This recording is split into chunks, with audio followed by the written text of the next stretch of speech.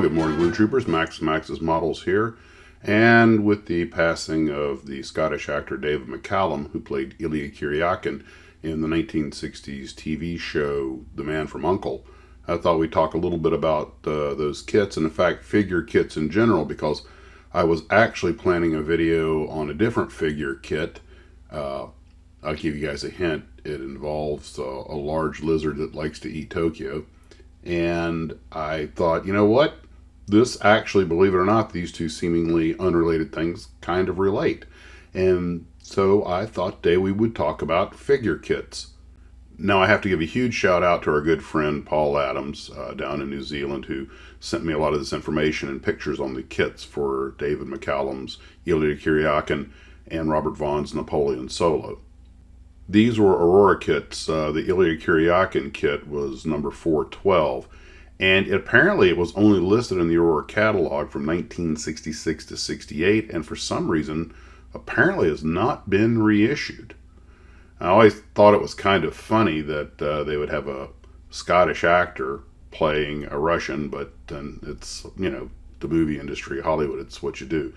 For some reason, to most Americans, British actors seem to be able to play any kind of foreigner. I mean, Hunt for Red October, Sean Connery as a Russian, but to the American audience, it sells. Then again, they had an American play a Brit in Horatio Hornblower when Gregory Peck. You know what? Let's just don't even go down that rabbit hole right now. I guess once an actor has a certain amount of international cachet, they can pull off anything. I don't think so. Anyway, for those of you who remember, the agents in The Man from Uncle had these little triangular badges, and David McCallum wore number 2. This was incorporated in the Aurora kit, which again was kit number 412, so they put 412 in there. Maybe coincidence, maybe not. The kit has Kuryakin crouching on a path behind a stone pillar with a lamp on top, having just hopped the wall behind him, with a pistol in his hand, and he's providing cover for Solo, who's about to follow him down. For those of you who are unfamiliar with these kits, one of the things that made them kind of cool and kind of popular was that the bases could interlock. So if you bought the two kits, you could snap them together into one layout, sort of like Aurora would also do with Dr. Deadly's laboratory. Aurora never mentions exactly what scale these are in, but it does give the dimensions of the finished model at 6 inches high, 5 1/4 inches deep, and 8 1/2 inches wide. And you can see the catalogs out on the Box Art Den site. The Ilya Kuryakin kit had 33 parts, 13 for the figure itself and 20 for the base, including a small nameplate, and most of the parts were for the various plants. Once again, the head, body, arms, and legs were all in 2 pieces. This time, the hands were part of the arms, as with the pistol, but there was a separate holster. The back of the wall has copyright notices for Aurora Plastics Company, stamped 1966.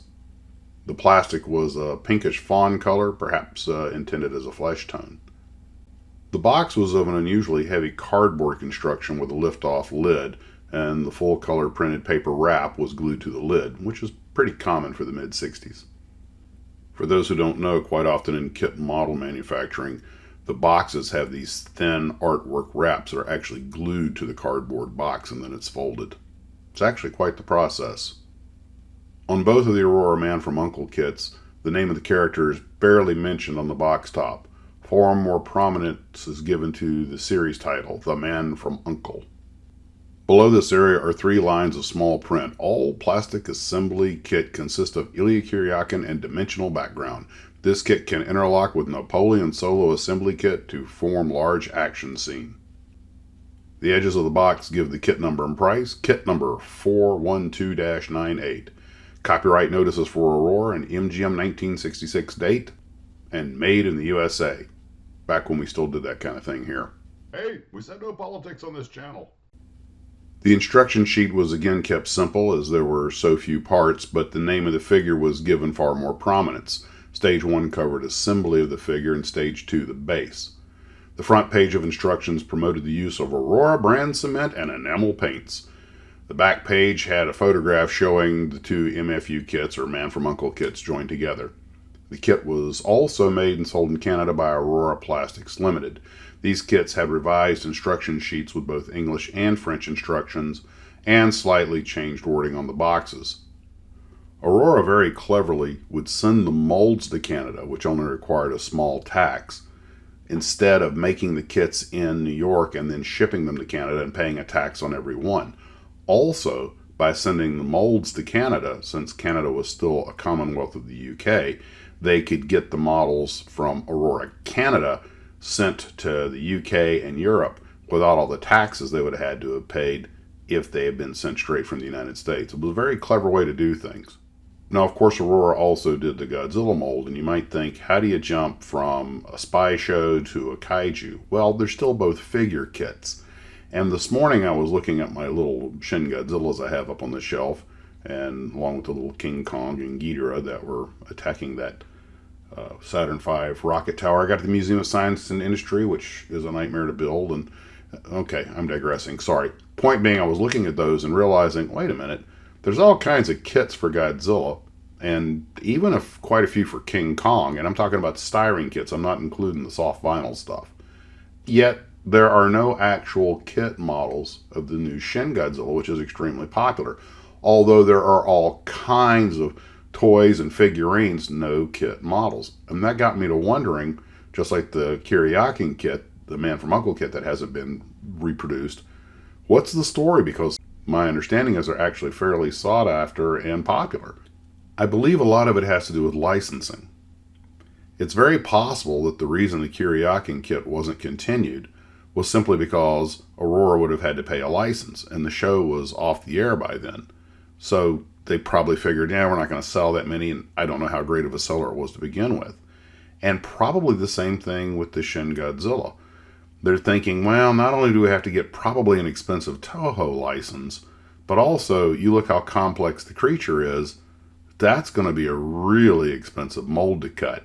Probably a couple of $100,000 at least. And it's just not worth it, which personally I would think that they would sell enough to make money on it, but maybe not. It could be the license is too expensive. You combine that with the molding, the marketing, and everything else, they may just go, yeah, just not enough.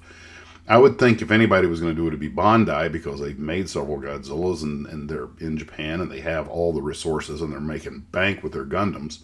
But I don't know. I'm kind of wondering why there isn't a kit model Shin Godzilla, and it may just be as simple as they just don't think they'll make enough money on it. That would be my guess, because they're a business and they're going to follow the money trail. They have to. That's how they keep the doors open. And as much as a big G fan like me might think that it's a winning product, maybe the kit model companies don't. Maybe Toho's not allowing a license. Yet another thing just popped into my head. It's also possible that the licenses for their resin figures and the expensive figures and the toys they're putting out are exclusionary. They may have some kind of non-compete clause in there where they can't sell the rights to kit model makers. I don't know. Hard to say. But anyway, I just thought I would toss that out there. There are a lot of other great figures that they quit making a long time ago, and yet the old Aurora molds are still cranking out. King Kongs, Godzillas, I don't know. It's hard to figure, guys. How come they quit making the Man from Uncle molds? Was it sales? Was it licenses? Was it both? And how come they haven't made a Shin Godzilla mold? Same thing. I don't know. Well, that was just something to ponder with your morning coffee. Well, by the time I get this thing out, you'll probably be having lunch. But anyway, you get my point. I want to thank Paul Adams in New Zealand for sending us all this information. I have a bunch more videos to work on from my recent trips to the Queen Mary, the Iowa, the Chicago Museum of Science and Industry, and so many other things going on. And I still got to study for the upcoming training, so I'll get these out when I can. We're actually going out today to hopefully look for some more shelves to get myself some more storage space in the house to display more models. I married well. Guys, take care of yourselves, and as always, model on.